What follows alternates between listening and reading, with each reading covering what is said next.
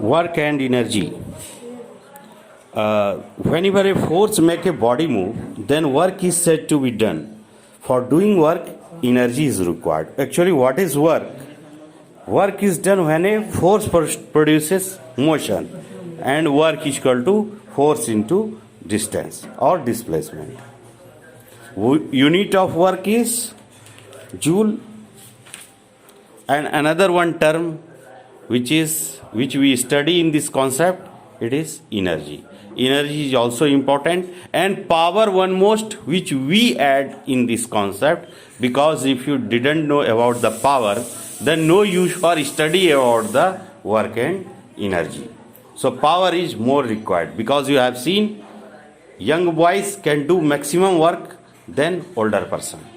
हम कम काम कर सकते हैं, हम दूर नहीं जा सकते हैं, तेज नहीं दौड़ सकते हैं, लेकिन आप काफ़ी तेज दौड़ सकते हैं और आप हमसे ज़्यादा वर्क कर सकते हैं. तो यानी काम करने की क्षमता, the amount of doing the work, कितना काम कोई कर सकता है, उसी को हम लोग पावर कहते हैं. इसीलिए हम पावर का चर्चा इस कॉन्सेप्ट में ज़रूर करेंगे, और जो थोड़ा बहुत कहीं होगा भी इस बुक में जी. Thank you.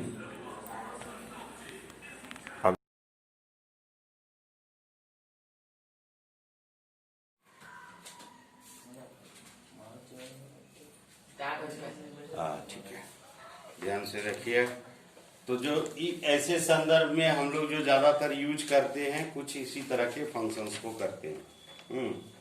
अब देखिए, अगर आज अभी जो है हम 3 टर्म को इस्तेमाल करेंगे, वो होगा work done when the force acts opposite to the directions of motion.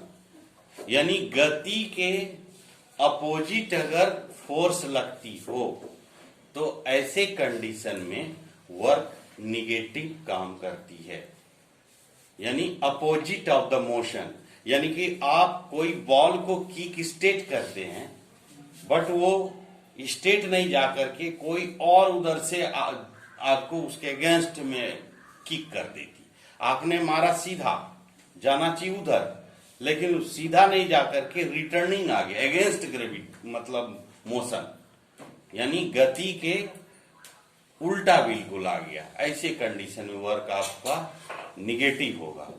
Work positive कब होगा? जब कोई फुटबॉल, जैसे कि अगर ये बॉल है, इसको अगर आप फोर्स लगाते हैं इधर से आगे की ओर फोर्स, तो अगर ये मोशन आगे की ओर बन रही है, तो अगर ये बिल्कुल आगे की ओर बढ़ रही है, ठीक है, आपने जब बॉल को किक किया और ये बॉल बिल्कुल आगे ही जा रही है, ऐसे कंडीशन में हम लोग वर्क बराबर फोर्स इंटू डिस्प्लेसमेंट सीधा लिखेंगे, क्योंकि ये वर्क पॉजिटिव कहलाएगी. दूसरे कंडीशन में जब आप इसी बॉल को फोर्स लगाते हैं आगे की ओर, लेकिन ये रिटर्निंग आ जाती है, मोशन रिटर्न आ जाती है, मतलब कि कोई या तो यहाँ पे अवरुद्ध हो, या कोई यहाँ पर आपके अगेंस्ट में ही किक कर दे इस फुटबॉल को, तो ऐसे कंडीशन में ये रिटर्न जाने लगती है. तो मारे थे आपने सीधा, लेकिन गया अगेंस्ट. ऐसे कंडीशन में work equal to minus F S आप लिखिए, सीधा आपको समझ में आएगा. यानी कि फोर्स वर्क जो है यहाँ पर जो भी निकलेगा वो माइनस आंसर में आएगा.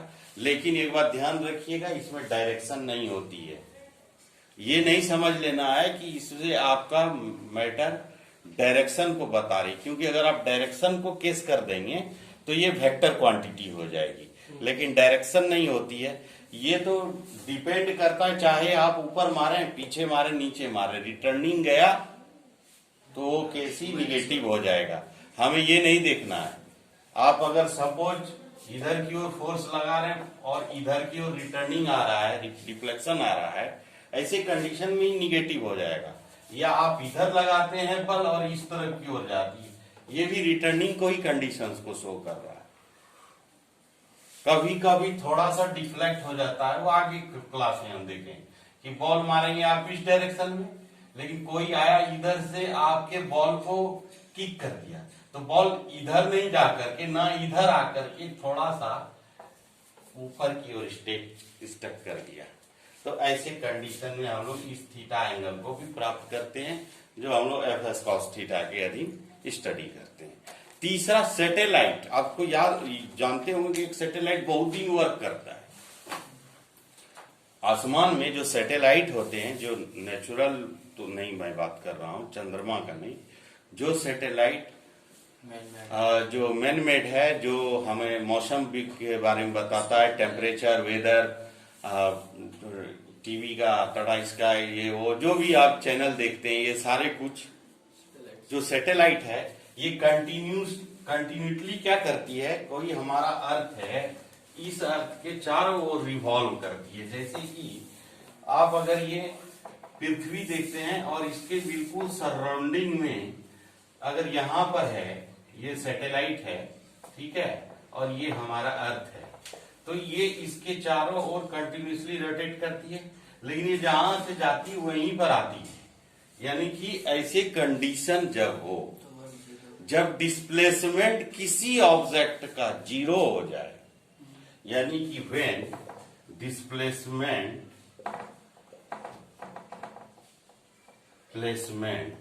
बिकम 0, इन दिस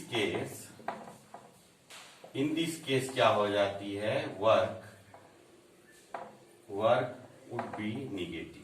हाँ, क्या हो जाएगी, निगेटिव हो जाएगी, यानी कि सॉरी 0 ना हो जाएगी, वर्क वुड बी 0, ठीक है, क्योंकि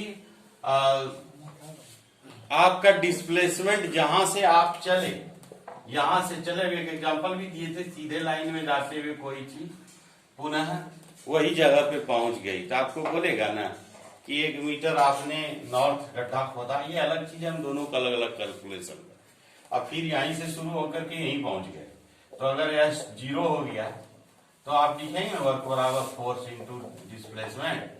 तो डिस्प्लेसमेंट अगर 0 हो रही है, ऐसे संदर्भ में हम लिख सकते हैं कि फोर्स अगर 10 न्यूटन लगाती है, डिस्प्लेसमेंट 0 हो जाती है, तो ये 0 जूल वर्क करे।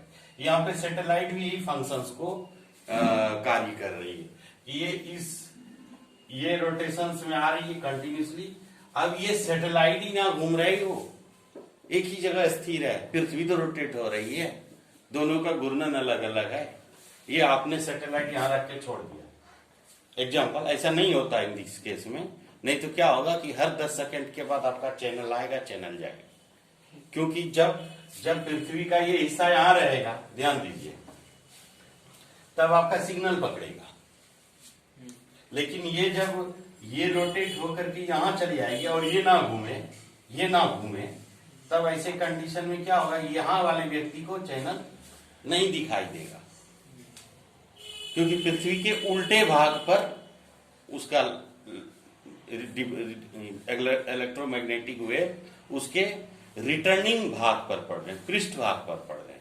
ऐसे कंडीशन में सामने नहीं, लेकिन ये भी तो रोटेट होती है एज वेल एज वो भी रोटेट होती है, तभी हम भी स्थिर हैं और सैटेलाइट भी हमें पक्का सिग्नल देती है और हमें काम करने के लिए सही लगता है। अब ये सैटेलाइट क्या करती है, ये देखिए, ये इस तरफ की ओर मोशन बना डाल रही है, इधर यानी इस तरफ में घूम रही है तो इधर मोशन लगा रही है। अब force against gravity force work कर रही है पृथ्वी के ग्रेविटेशनल पुलिंग पर। कभी कभी ये पृथ्वी के ग्रेविटेशनल एक्सिस से भी बाहर रहता है, यानी आउटर मोस्ट ऑर्बिट में सैटेलाइट को फिट किया जाता है। ज्यादातर जो रडार सबको कैंसिल करने का काम रहता है वो इसके भी ऑर्बिट से बाहर हो जाता है, लेकिन इतना कैलकुलेशन है फिजिशियन के पास, साइंटिस्ट के पास। और फिजिक्स, जब आप कहते हैं फिजिक्स को हम पढ़ते हैं तो फिजिक्स का ही स्टडी ऑफ नेचर होता है, अब probably which belongs to universe, probably universe को भी ज्यादा स्टडी करते हैं इसी फिजिक्स में। और ये फिजिक्स की देन है, जो आप मशीन, मोबाइल, जो भी चीज आप यूज करते हैं, चाहे वो इलेक्ट्रॉनिक तकनीक से बनाओ, चाहे वो मैकेनिकल तकनीक से बनाओ। The force of gravity of earth acts on the satellite at right angle to the directions of motion of satellite, so the work done by the force of gravity 0। ये right angle पे work करती का क्या संबंध हुआ? Right angle मतलब ये 90 degree के एंगल बनाती है एक्यूरेट सेंटर से। ऐसे कंडीशन में आप थीटा 90 डिग्री लेते हैं। आप थीटा जब 90 डिग्री, राइट एंगल मतलब जो ट्रेंगल 90 डिग्री का हो, एक एंगल जो सामने वाली देखते परपेंडिकुलर लाइन, हाँ, राइट एंगल ट्रेंगल कहते हैं। 90 डिग्री का कॉस 90 डिग्री का वैल्यू होता है 0, ठीक है। ऐसे कंडीशन में एफ एस कॉस थीटा भी आप लेके देखते हैं, work F S cos theta भी लेते हैं। फोर्स जो भी लगा और जो भी मोशन अगेंस्ट डिस्प्लेसमेंट कर रही है, सपोज फोर्स है इसमें 100 न्यूटन, डिस्प्लेसमेंट कुछ 10,000 10 इंटू 5 मीटर ये मान लें, और cos theta cos 90 degree, cos 90 degree को अगर हम 0 कर दें तो 0 से कंप्लीट मल्टीप्लाई कर दें तो वर्क बराबर 0। याद रखना पड़ेगा, अभी 9th क्लास में कॉस का खाली यूज हो रहा है, 10 में आपका कॉस साइन टेन तीनों का भी इस्तेमाल हो जाएगा। तो आप cos 90 degree equal to 0, cos 0 degree से लेकर के 90 डिग्री तक, है ना, राइट एंगल ट्रेंगल पे इस्तेमाल करते हैं।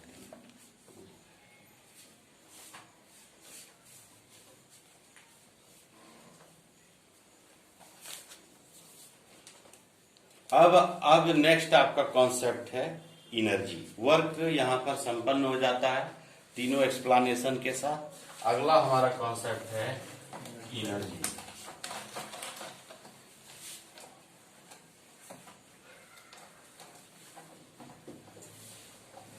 वर्क को डिफाइन करना पड़े तो आप लिख सकते हैं कि work is said to be that any object which we apply the force and some displacement would happen. कुछ डिस्प्लेसमेंट हुआ और जहां पे हमने फोर्स अप्लाइड किया। और आप सिंपल भाषा में भी कह सकते हैं work is a product of force and displacement. यही तो लिखते हैं, W equal to force into displacement. और एनर्जी का भी ऐसा यूनिट वही होता है जो वर्क का होता है, ठीक है। एनर्जी ऊर्जा, ताकत। काम करते एक आदमी को आप देखते होंगे, आपने बोला कि सर हम बैठे हैं तो हम तो डिस्प्लेसमेंट आपका बॉडी हो नहीं रही है, ऐसे कंडीशन में आपका वर्क डन 0 हो रहा है। लेकिन फिर भी अगर आप 5 घंटा कंटिन्यूसली बैठे रहें तो आपको भूख लगती है, ऐसा फीलिंग होता है कि हमें भोजन की आवश्यकता है, जबकि आपने वर्क तो किया ही नहीं। जब कोई बॉडी वर्क नहीं किया तो उसके शरीर का एनर्जी भी कंजम्पशन नहीं हुआ। सिंपल लैंग्वेज में हमने काम ही नहीं किया तो हमें खाने की क्या आवश्यकता है। लेकिन आप बैठे हुए भी हैं तो अगेंस्ट ग्रेविटी बैठे हुए हैं, आपके बॉडी का पार्ट पुलिंग करता है, जमीन पर बैठे हैं इसलिए थोड़ा कम भी भूख लग रहा है।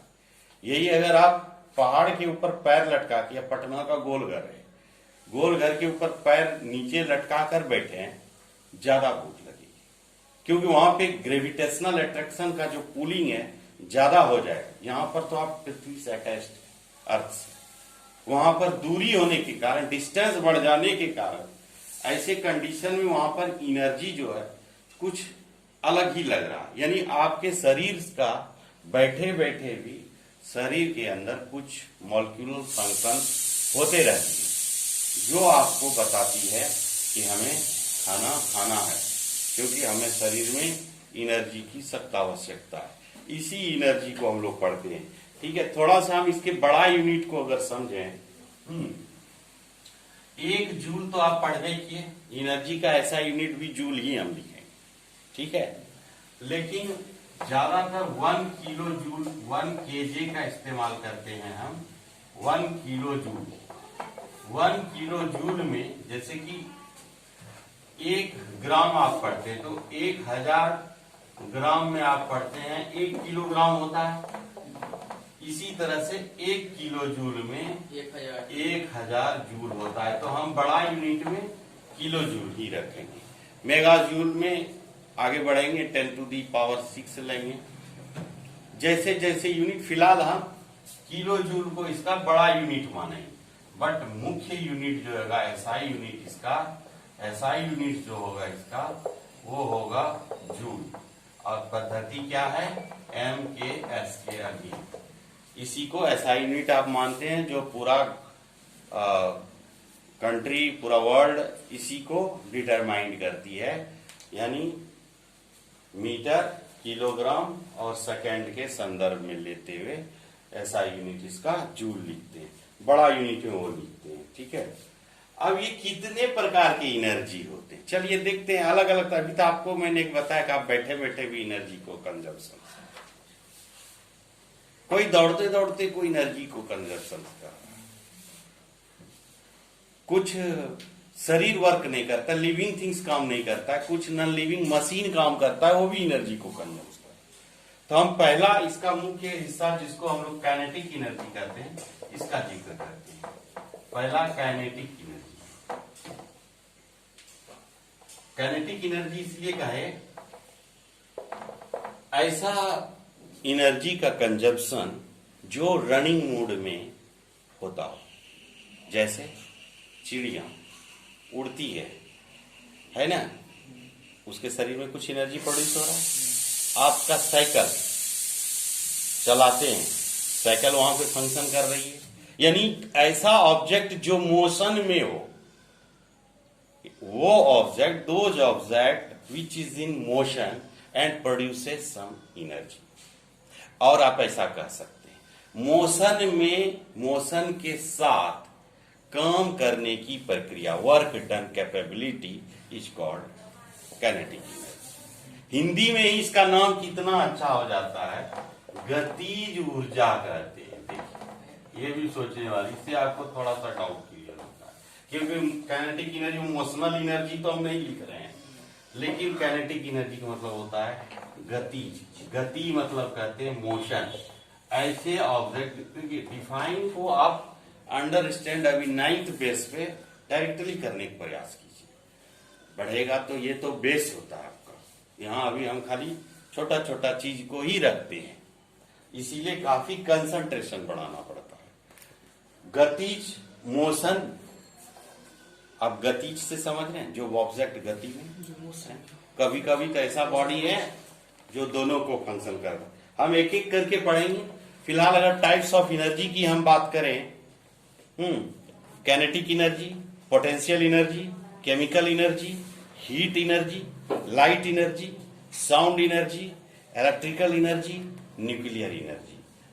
जब न्यूक्लियर एनर्जी को क्लास 10 में थोड़ा बहुत स्टडी करेंगे, न्यूक्लियर पावर के बारे में।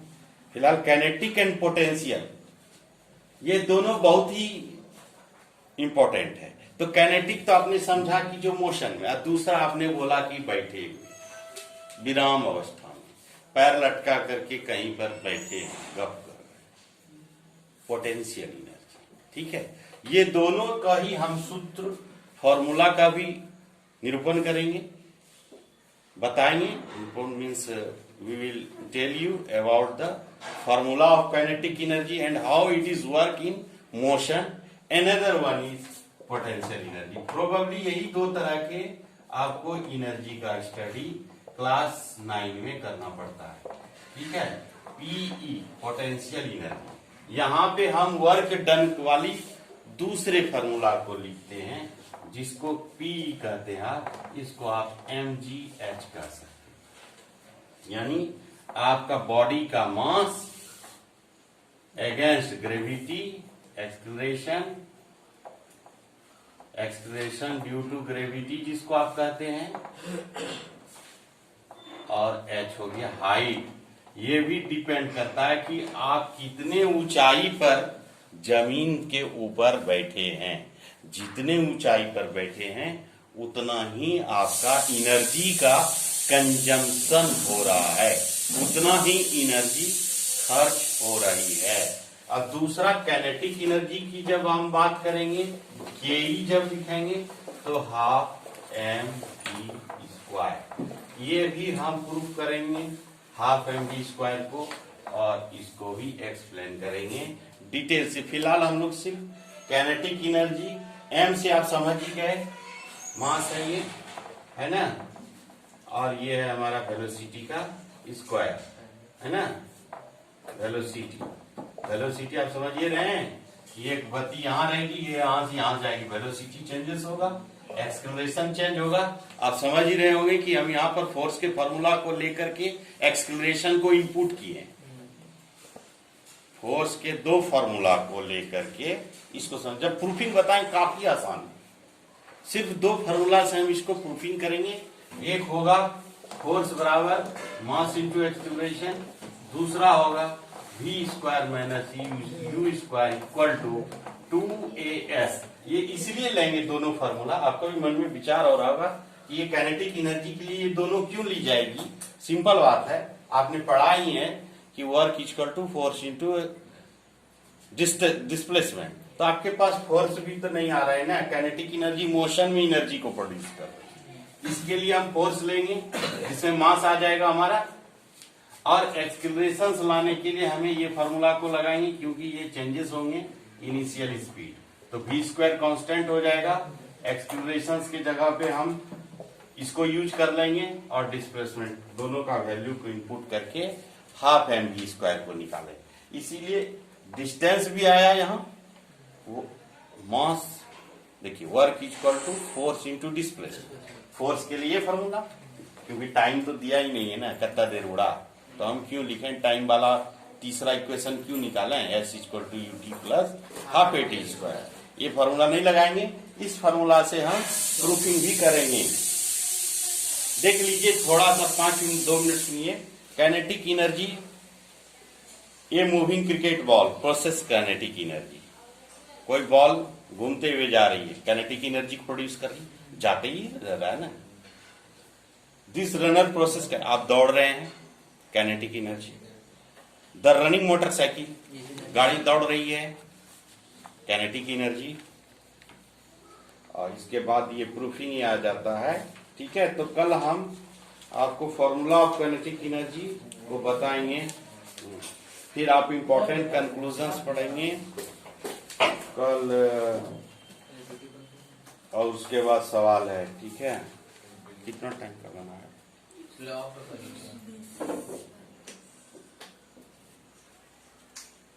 क्या बच्चा यार, ये तो बच्चा बाहर है क्या? पॉज करो।